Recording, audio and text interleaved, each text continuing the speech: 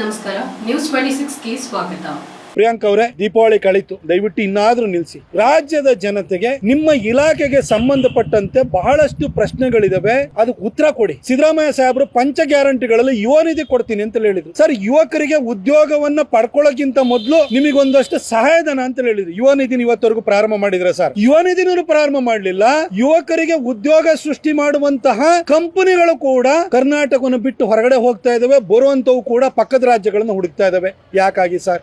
Sir, artificial intelligence Google hub ಏನಿದೆಯಲ್ಲ, ಯಾಕಾಗಿ ಬೆಂಗಳೂರನ್ನ ಬಿಟ್ಟು ವಿಶಾಖಪಟ್ಟಣಂಗೆ ಹೋಯ್ತು ಸರ್? ಇದೇ ಮೈಸೂರಿನಲ್ಲಿ ಡಾಕ್ಟರ್ ಅಶ್ವಥ್ ನಾರಾಯಣ್ ಅವರು ಐಟಿ ಮಿನಿಸ್ಟರ್ ಇರಬೇಕಾದ್ರೆ ನಾವು ಕೋಚನಹಳ್ಳಿನಲ್ಲಿ ಜಾಗವನ್ನು ಗುರುತು ಮಾಡಿ ಏರ್ಪೋರ್ಟ್ ಎಕ್ಸ್ಪಾನ್ಷನ್ ಹೋಗಿ ನಾವು ಸೆಮಿ ಕಂಡಕ್ಟರ್ ಯೂನಿಟ್ ಅನ್ನು ಮಾಡಬೇಕು ಅಂತ ಹೇಳಿ ಕೇನ್ಸ್ ಟೆಕ್ನಾಲಜಿ ಅವ್ರನ್ನು ಕೂಡ ಕನ್ವಿನ್ಸ್ ಮಾಡಿದ್ದು. ನಮ್ಮ ಸರ್ಕಾರ ಹೋಯ್ತು, ನೀವು ಅಧಿಕಾರಕ್ಕೆ ಬಂದ್ರಿ. ನೀವೇ ಮುಖ್ಯಮಂತ್ರಿಗಳ ಸಮ್ಮುಖದಲ್ಲಿ ಕೇನ್ಸ್ ಟೆಕ್ನಾಲಜಿಯ ಮುಖ್ಯಸ್ಥರು, ನೀವು ಸ್ವತಃ ಮುಖ್ಯಮಂತ್ರಿಗಳು MOU ಸೈನ್ ಹಾಕಿದ್ರಲ್ಲ ಸರ್. ಅದೇ ಕೇನ್ಸ್ ಟೆಕ್ನಾಲಜಿ 3750 ಕೋಟಿ ರೂಪಾಯಿನ ಮೈಸೂರಿನಲ್ಲಿ ಇನ್ವೆಸ್ಟ್ಮೆಂಟ್ ಮಾಡ್ತೀನಿ ಅಂತ ಹೇಳಿತ್ತು. ಇಲ್ಲಿ ಬಂದು ನಿಮ್ಮ ಹತ್ರ MOU ಸೈನ್ ಮಾಡಿ ತೆಲಂಗಾಣಕ್ಕೆ ಹೋಗಿ ಯಾಕೆ ಸರ್ ಗುದ್ಲಿ ಪೂಜೆ ಮಾಡಿದ್ರು? ನಿಮ್ಮ ಹತ್ರ MOU ಸೈನ್ ಹಾಕಿದ ನಂತರ ಗುದ್ಲಿ ಪೂಜೆ ಇಲ್ಲಾಗದ್ ಬಿಟ್ಟು ತೆಲಂಗಾಣದಲ್ಲಿ ಆಗ್ತಾ ಇದೆ ಅಂತಂದ್ರೆ ಅಲ್ಲಿ ಏನಾದ್ರು ಕೇಳಿದ್ರ ಸರ್? ಖರ್ಚಿಗೆ ಏನಾದ್ರು ಕೇಳಿದ್ರ ನೀವು? ಯಾಕಾಗಿ ಹೋದ್ರು ಹೇಳಿ ದಯವಿಟ್ಟು. ಹಾಗೆ ಹಬ್ ವಿಶಾಖಪಟ್ಟಣಂಗೆ ಹೋಗ್ತಾ ಇದೆ ಅಂತ ಹೇಳಿದ್ರೆ ಹೈಯೆಸ್ಟ್ ಟೆಕ್ನೋಕ್ರಾಟ್ ಸಿಗುವಂತದ್ದು, ಟ್ಯಾಲೆಂಟೆಡ್ ಯಂಗ್ಸ್ಟರ್ ಸಿಗುವಂತದ್ದು ನಮ್ಮ ಕರ್ನಾಟಕದಲ್ಲಿ ಆಗಿದ್ರು. ಅಲ್ಲಿಗೆ ಹೋಗ್ತಾ ಇದೆಯಲ್ಲ, ಕಾರಣ ಏನು ಹೇಳಿ ಸರ್? ಯಾಕೆ ಕಂಪನಿಗಳು ಆ ಕಡೆ ಹೋಗ್ತಾ ಇದಾವೆ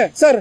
ನೀವೇನಂತ ಹೇಳ್ತಾ ಇದ್ರಿ? ಆಂಧ್ರದಲ್ಲಿ ಅವರಿಗೆ 99 ಪೈಸಕ್ಕೆ 1 ಎಕರೆ ಜಾಗ ಕೊಡ್ತೀವಿ, ಕರೆಂಟ್ ಅನ್ನ ಫ್ರೀ ಕೊಡ್ತಾ ಇದ್ದಾರೆ, ಏನೋ ನೀರನ್ನ ಫ್ರೀ ಕೊಡ್ತಾ ಇದ್ದಾರೆ, ಅದಕ್ಕೋಸ್ಕರ ಹೋಗ್ತಾ ಇದಾರೆ ಅಂತ ಹೇಳ್ತಿರಲ್ಲ ಸರ್. ಪ್ರಿಯಾಂಕಾ ಖರ್ಗೆ ಅವರೇ, ನೀವು ಅದ್ಯಾವ್ದೋ ಸಿದ್ಧಾರ್ಥ ಟ್ರಸ್ಟ್ ಅಂತ ಮಾಡ್ಕೊಂಡು ಪುಕ್ಕಟಾಗಿ ಭೂಮಿ ಹೊಡ್ಕೊಂಡ್ರಲ್ಲ, 5 ಎಕರೆ ಜಾಗ ಹೊಡ್ಕೊಳಕ್ ಹೋಗಿದ್ರಲ್ಲ, ಕಂಪನಿ ಕೊಡಬಹುದಿತ್ತಲ್ವಾ ನೀವು ಅಂತ? ಅದೇ ಜಾಗನ ಆಯ್ತು, ನೀವು ಬೆಂಗಳೂರಲ್ಲಿ ಕೊಡಕ್ ಆಗ್ತಿಲ್ವಾ? Tier 2 Tier 3 ಸಿಟೀಸ್ ಇದೆಯಲ್ಲ, ಮೈಸೂರಲ್ಲಿ ಕೊಡಿ, ಪುಕ್ಕಟ ಜಾಗ ಕೊಡಿ. ಮೈಸೂರಿನಲ್ಲಿ ಉದ್ಯೋಗ ಸೃಷ್ಟಿ ಆಗ್ಬೇಕು. ಬೆಂಗಳೂರು ಮೈಸೂರು ಹೈವೇ ಮಾಡಿದ್ವಿ, ರೈಲ್ವೆ ಇಂಪ್ರೂವ್ ಮಾಡಿದ್ವಿ, ಏರ್ಪೋರ್ಟ್ ಎಕ್ಸ್ಪಾನ್ಷನ್ ದುಡ್ಡು ತಂದಿದ್ವಿ. ಮೈಸೂರಲ್ಲಿ ಕೊಡಬಹುದಿತ್ತಲ್ಲ ಸರ್? ಬೇಡ ಸರ್. ಇಡೀ ದೇಶದಲ್ಲೇ ಅತ್ಯಂತ ಹಿಂದುಳಿದ ಜಿಲ್ಲೆಗಳಲ್ಲಿ ಕಲಬುರಗಿಯು ಕೂಡ ಒಂದಾಗಿದೆ.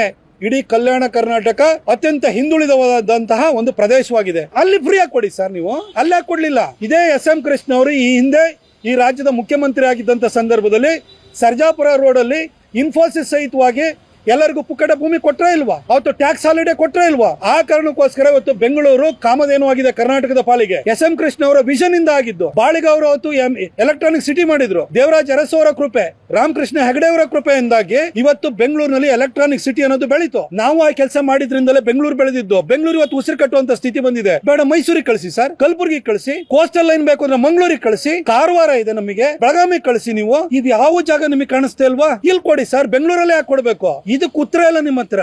ಅಲ್ಲೇ ಫ್ರೀ ಕೊಟ್ಬಿಟ್ರಂತೆ, ಅಲ್ಲಿಗೆ ಹೋದ್ರಂತೆ. ಫ್ರೀ ಕೊಡಿ, ಬೇರೆ ನಮ್ಲಿ Tier 2 Tier 3 ಸಿಟೀಸ್ ಅಲ್ಲಿ ಕೊಡಿ ಸರ್. ಇವತ್ತು ಕಲಬುರಗಿ ಅತ್ಯಂತ ಹಿಂದುಳಿದ ಜಿಲ್ಲೆ ಆಗಿದೆಲ್ಲ, 45 ವರ್ಷ ನೀವು ಅಪ್ಪ ಮಗ ದರ್ಬಾರ್ ಮಾಡಿದಿರಲ್ಲ.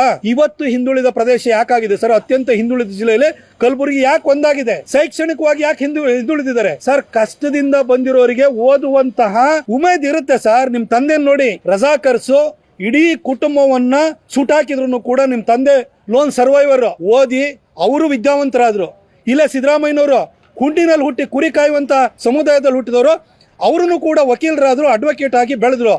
ನೀವು ಎಲ್ಲಾ ಸುಭಿಕ್ಷೆಯನ್ನು ಇಟ್ಕೊಂಡು ಬಂದು PUC ಫೇಲ್ ಆದ್ರಿ. ಬೇರೆ ಮಕ್ಕಳಿಗಾದ್ರು ಒಳ್ಳೆ ಅವಕಾಶ ಮಾಡ್ಕೊಡ್ಬೋದಿತ್ತು. ನಿಮ್ ತರ ತಂದೆ ಎಲ್ಲರಿಗೂ ಸಿಗಲ್ಲ ಸರ್. ಫೇಲ್ ಆಗಿರೋ ಮಕ್ಕಳಿಗೂ ಕೂಡ ಸಾವಿರಾರು ಕೋಟಿ ಆಸ್ತಿ, ಅದ್ರಲ್ಲಿ ಬೆಂಗಳೂರಿನಲ್ಲಿ ಸದಾಶಿವನಗರದಲ್ಲಿ ಮನೆಗಳು, ಬಂಗ್ಲೆಗಳು, ಕಾರ್ಗಳು, 1ನೇ ನಂಬರಿನ ಕಾರ್ಗಳು ಎಲ್ಲರಿಗೂ ಸಿಗಲ್ಲ. ಆತರ ಎಲ್ಲರೂ ಮಾಡ್ಕೊಡಕ್ ಆಗಲ್ಲ. ಆ ಕಲಬುರಗಿ ಮಕ್ಕಳ ಭಾಗ ಆದ್ರೂ ನೀವು ಯೋಚನೆ ಮಾಡ್ಬೋದಿತ್ತು. ಇದ್ಯಾವುದು ಮಾಡ್ಲಿಲ್ಲ. ಪ್ರತಿನಿತ್ಯ RSS ಅಂತ ಬೈತೀರಿ. ಇದಾಗಿತ್ತು ಈ ಹೊತ್ತಿನ ವಿಶೇಷ. ಇನ್ನಷ್ಟು ಸುದ್ದಿಗಾಗಿ ನೋಡ್ತಾ ಇರಿ News 26 ಕನ್ನಡ. ನಾವು ನಿಮ್ಮೊಂದಿಗೆ.